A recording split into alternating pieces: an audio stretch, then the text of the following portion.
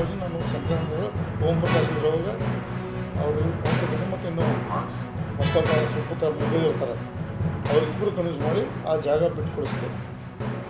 ಬಿಟ್ಟುಕೊಡಿಸಿ ಆಮೇಲೆ ಕ್ಯಾಬಿನೆಟ್ ತಂದು ಅದು ಭಾಳ ಕಷ್ಟಪಟ್ಟು ಕ್ಯಾಬಿನೆಟ್ ತಂದು ಆವಾಗ ಕ್ಯಾಬಿನೆಟ್ ಮುಖಾಂತರ ಈಗ RTO ಸಂಸ್ಥೆ ಕಾಂಗ್ರೆಸ್ ಪಕ್ಷಕ್ಕೆ ಭವ್ಯದ ಆಫೀಸ್ ಜಾಗದಲ್ಲಿ ಆ ಜಾಗವನ್ನು ಸ್ಯಾಂಕ್ಷನ್ ಕೊಟ್ಟರು. ಆದರೆ ಆ್ಯಕ್ಚುಲಿ ಅವ್ರು ಫ್ರೀಯಾಗಿ ಕೊಡ್ಬೋದಿತ್ತು. ಆದರೆ 52 ಲಕ್ಷ 54 ಲಕ್ಷ ಮಾಡಿ ಮುಂದೆ ಆಮೇಲೆ ಒಂದು ರಿಕ್ವೆಸ್ಟ್ ಮಾಡಿ ನಾವು ಭಾಳ ಅಮೌಂಟ್ ಜಾಸ್ತಿ ಕಡಿಮೆ ಮಾಡೋಕ್ಕೆ ಪ್ರಯತ್ನ ಮಾಡಿದೆ. ಆವಾಗ ಒಂದು ಈಗ ಆಗಿಬಿಟ್ಟರೆ ಮತ್ತು ಮಾಡಿ ಕಾಂಗ್ರೆಸ್ ಪಕ್ಷಕ್ಕೆ ಮತ್ತು ಸರಿ ಹೋಗಿಲ್ಲ ಹಾಗೆ ತುಂಬ ಜನ ವರ್ಷ ಅಂತಂತೆ ಪರಮೇಶ್ವರು ಮತ್ತು ನಾನು ರಿಕ್ವೆಸ್ಟ್ ಮಾಡಿದಾಗ ನಾವು ಒಂದೇ ಹಂತಲ್ಲಿ 54 ಲಕ್ಷ ಭಾಳ ಆಗ್ತದೆ.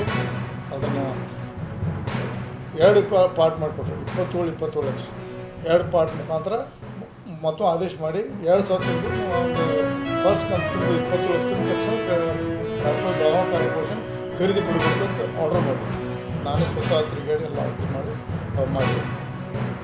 27 ಲಕ್ಷ ರೂಪಾಯಿ ನಾನು ತುಂಬಿದೆ ಖರೀದಿ ಮಾಡಿಸೋದು ಸ್ವಂತ 27 ಲಕ್ಷ. ನಾನು ದಿಲ್ಲಿಯಲ್ಲಿದ್ದೆ, ಒಬ್ಬರ ಮುಖಾಂತರ ತುಂಬಿಸಿ ಆಮೇಲೆ ಅವ್ರು ನನಗೆ ಕೊಟ್ಟೆ.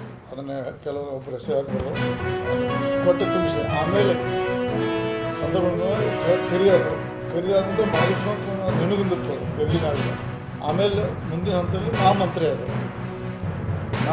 ನಂತರ ಬೆಳಗಾವಿ ಜಿಲ್ಲಾ ಉತ್ಸವ ಆದ ನಂತರ ಮೊದಲು 1 ಕೋಟಿ ರೂಪಾಯಿ ಕೊಟ್ಟು ನಾನು ಮತ್ತೆ 1,20,20 ಲಕ್ಷ ರೂಪಾಯಿ ಕೊಟ್ಟು ನಾನು नॉमिनेशन फाइल हो गया और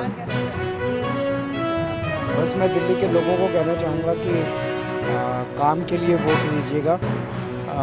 एक तरफ काम करने वाली पार्टी है और एक तरफ गाली गलौज देने वाली पार्टी है। गालियाँ देने से कोई फ़ायदा नहीं होता है, गालियाँ देने से कोई तरक्की नहीं होती, विकास नहीं होता। हम इस बात पे चुनाव लड़ रहे हैं कि हमने पिछले 10 साल में क्या काम किया, आगे 5 साल में क्या काम करेंगे, हमारा दिल्ली का विजन क्या है। हम इन चीज़ों पे चुनाव लड़ रहे हैं। और वो दूसरी बीजेपी जो है वो इस बात पे केवल सुबह से शाम तक हमें गालियाँ देती है। तो काम के लिए वोट दीजिए, शिक्षा, स्वास्थ्य, बिजली, पानी, सड़क, इन चीज़ों के लिए वोट दीजिए। कई सारी काम किए हैं, अभी कई सारे काम बाकी हैं, करने भी हैं। तो मैं पूरी उम्मीद करता हूँ कि लोग जम के काम के लिए उनके पास ना सीएम है, ना विज़न है, ना नैरेटिव है।